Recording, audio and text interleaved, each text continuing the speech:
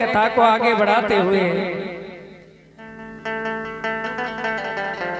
कथाओं को आगे बढ़ाना है, क्योंकि भगवान की कथा का कोई अंत नहीं है कि तो एक कथा में ही पूरा दिन निकल जाए।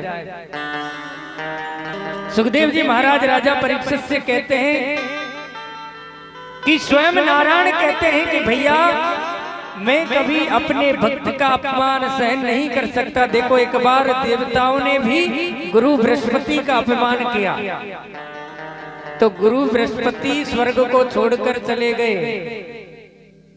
तो देवता बिना पुरोहित के रह गए और देवताओं ने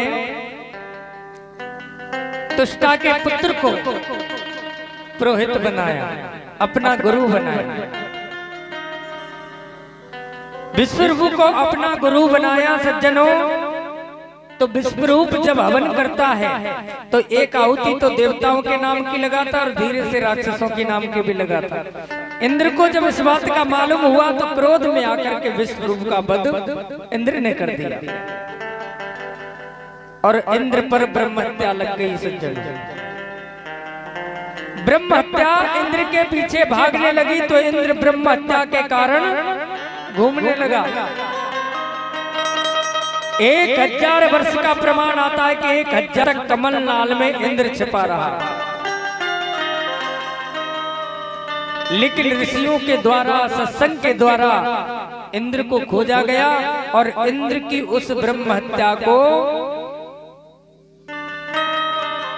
4 भागों में बांटा गया। पृथ्वी को, स्त्रियों को, वृक्षों को और जल को। जल के ऊपर जो काई होती है वो ब्रह्म हत्या का प्रतीक है। वृक्ष में जो गोंद दूध वगैरह निकलता है वो ब्रह्म हत्या का प्रतीक है। माताएं जो रजस्वला होती है वो ब्रह्म हत्या का प्रतीक है। और जहाँ पृथ्वी में कोई पैदावारी ना हो, ऊसर जमीन जिसको बोलते हैं, वो ब्रह्म हत्या का प्रतीक है। सज्जनों, सबको कुछ ना कुछ वरदान भी इंद्र ने दिया कि माताएं जब जब रजस्वला होती हैं तब तब गर्भ धारण करती हैं।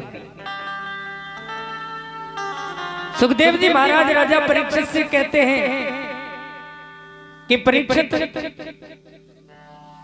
विश्वरूप का भाई था वृत्तासुर, जो पूर्व जन्म में चित्रकेतु नाम का राजा था।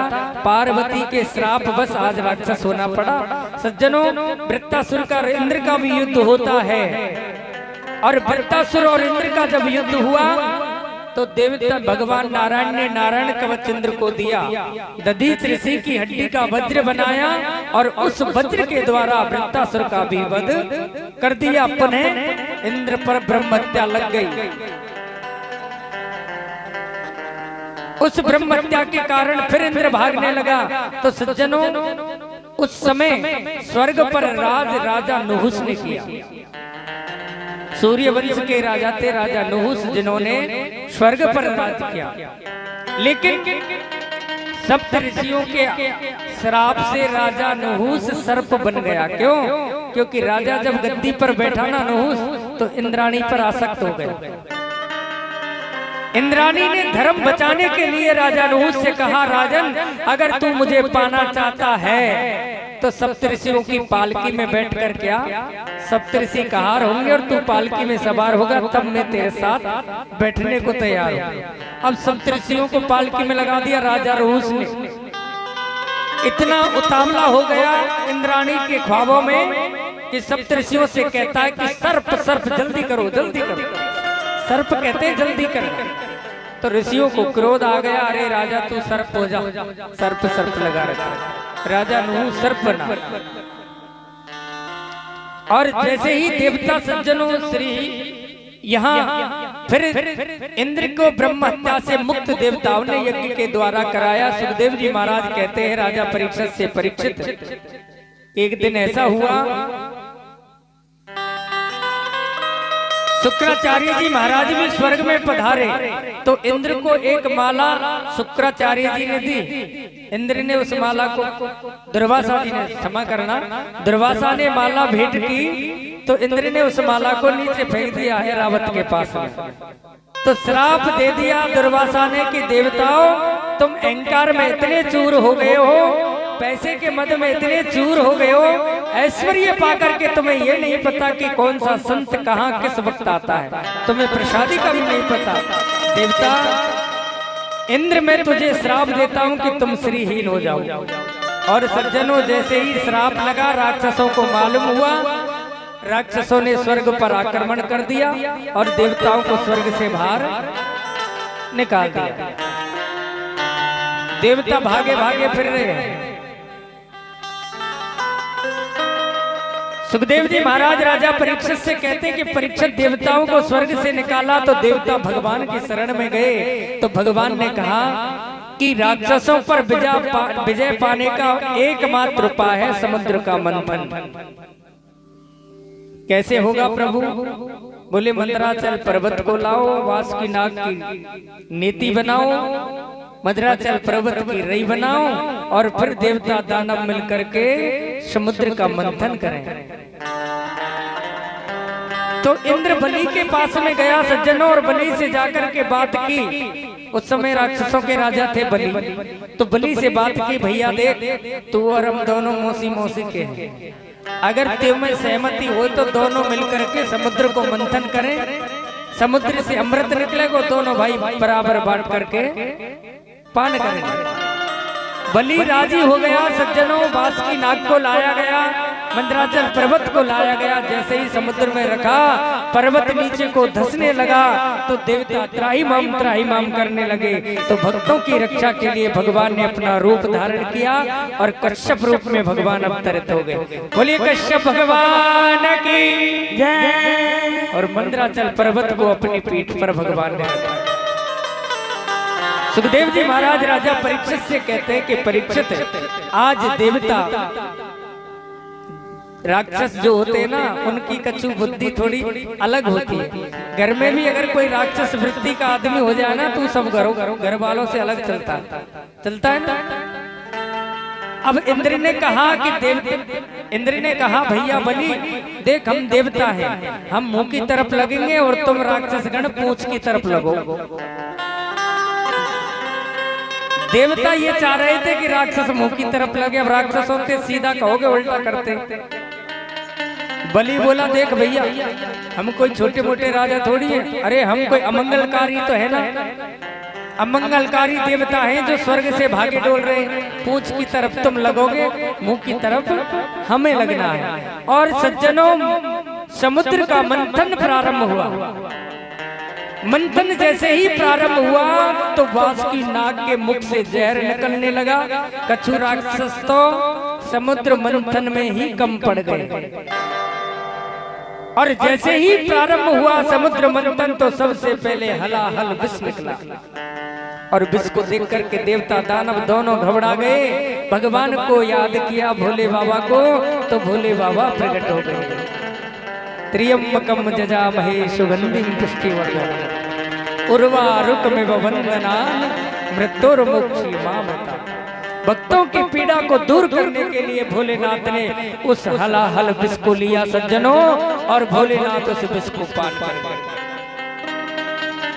लेकिन जब भोलेनाथ ने विष को पिया तो उस विष को अपने कंठ में रोक लिया, जिससे भगवान का कंठ नीला पड़ गया और भोलेनाथ का एक नाम पड़ गया नीलकंठ। बोलिए नीलकंठ महादेव की। भगवान ने जहर को कंठ में क्यों रोका? राजन कि जिस समय भोलेनाथ जहर को पीने लगे और एक संग विचार आया कि जहर मेरे अंदर उतर गया तो मेरे हृदय में राघवेंद्र का निवास है, मैं नहीं चाहता कि ये जहर राघवेंद्र तक पहुंचे, तो अपने इष्ट के लिए भोलेनाथ ने उस जहर को अपने कंठ में ही रोक लिया सज्जन। और पुनः समुद्र का मंथन प्रारंभ हुआ।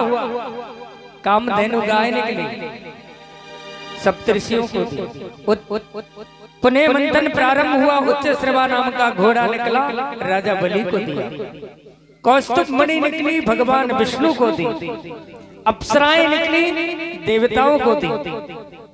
चंद्रमा निकला, भोलेनाथ को दिया कि जहर पिया है और चंद्रमा शीतलता रखता है कि आप अपना आभूषण बना लो, तो भोलेनाथ ने मस्तक पर विराजमान चंद्रमा को किया। राजन पुनः मंथन प्रारंभ हुआ तो वारणी नाम की कन्या निकली, मदरा। जिसको राक्षसों ने ले लिया। अब मदिरा का काम तो राक्षसों का ही होता है। प्यार से बोले राधे राधे। बलि को दे दिया। पुनः मंथन प्रारंभ हुआ। ऐरावत नाम का हाथी निकला जो इंद्र ने लिया। पुनः मंथन प्रारंभ हुआ तो रमा नाम की स्वयं मां लक्ष्मी हाथ में जयमाल लेकर के प्रकट हो गई।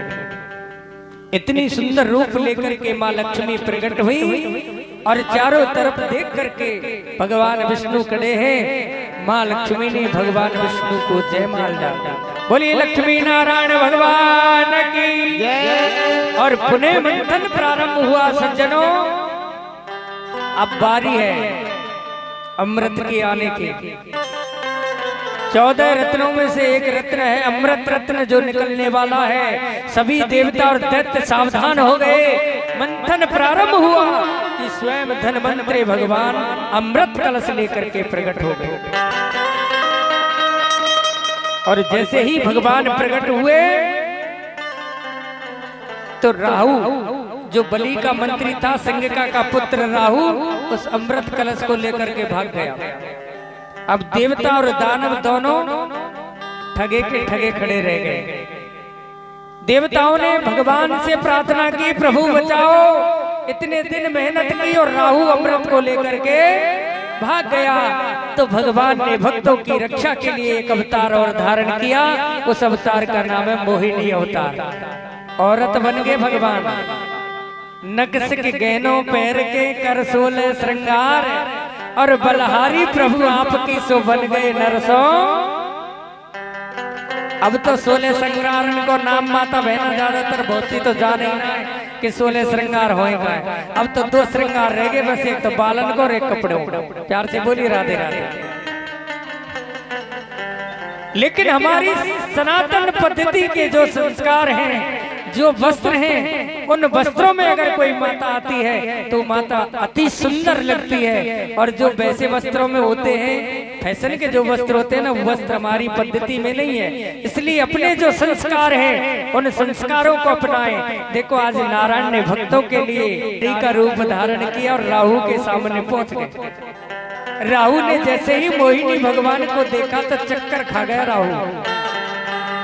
और भगवान ने अपने नैनों के बाण जब राहु को मारे तो राहु घायल हो गया। कहा कि तुम कौन हो? बोले हम एक कन्या हैं और विवाह करना चाहते हैं। राहु बोला देखो हमसे विवाह कर लो और हम तो अमर होने वाले हैं। हमारे पास में अमृत कलश भी, हमसे बड़ा इस दुनिया में कौन है? तो भगवान ने कहा कोई बात नहीं, हम आपसे विवाह कर लेते हैं, पहले हमको नृत्य करके दिखाओ। तो भगवान ने उसके सामने नृत्य किया तो उसको ऐसा मोहित कर दिया कि जो भगवान कहें जो राहु करे। तो धीरे धीरे भगवान बोले एक काम ना करो, बारात में देवता और दानव दोनों उनको बुला और ऊपर ऊपर जो पतलो पतलो जो अमृत है ना हमें, या दानवन को पिला दो चाहे दैत्यन को पिला दो। और जब गाढ़ो गाढ़ो बचे ताए तुम पियो और हम भी पिए। राहु राजी हुआ, देवता दानव आ गए, 2 पंगत लगाई सज्जनों। और स्वयं मोहिनी अवतार में भगवान देवन सुधा पिवाए प्रेम सो। पहले देवताओं को पिलाया, कहा कि राहु ये पतला पतला देवताओं को पिला देते। तो देवताओं को अमृत पान भगवान कराते हैं। राहु भगवान सूर्य और चंद्रमा के बीच में आकर के छिप कर बैठ गया। बोले कहीं ऐसा नहीं गड़बड़ी हो जाए। और सज्जनों जैसे राहु ने अमृत का पान किया, सूर्य ने इशारा किया प्रभु ये तो राहु नाम का राक्षस है। तो भगवान ने सुदर्शन से उसके 2 टुकड़े कर दिए। अब एक के 2 हो गए। एक ऊपर का जो हिस्सा है वो केतु बन गया, नीचे का जो हिस्सा है राहु बन गया। देवता बोले प्रभु ऐसा मत करना, कहीं पिलाते जाएं और एक के 2 होते जाएं, फिर ज्यादा गड़बड़ हो जाएगी। और सज्जनों देवताओं को मोहिनी भगवान ने अमृत पान कराया। देवन सुधा पिवाए प्रेम सो, दैतन सींग दिखायो, नचायो भक्तन ने मोय नाना। और देवता लोगों ने अमृत पिया। उधर देवासुर संग्राम हो गया। सभी दैत्यों का वध देवताओं ने कर दिया और स्वर्ग पर राज कर लिया। लेकिन सज्जनों दैत्यों के गुरु हैं शुक्राचार्य, जो संजीवनी विद्या जानते हैं। जाकर के पूरे राक्षसों को जिंदा कर दिया। प्यार से बोलिए राधे राधे। राजा बलि को भी जीवित कर दिया। इधर देवताओं की माता अदिति बड़ी परेशान है। कश्यप ऋषि से पूछा, महाराज मेरे बच्चे बड़े परेशान हैं, कोई ऐसी युक्ति बताओ जिससे राक्षसों से फंदा कट जाए। तो अपनी पत्नी अदिति को कश्यप ऋषि ने पयोव्रत बताया सज्जनों, जो फाल्गुन शुक्ल पक्ष की प्रतिपदा से और त्रयोदशी तक किया जाता है।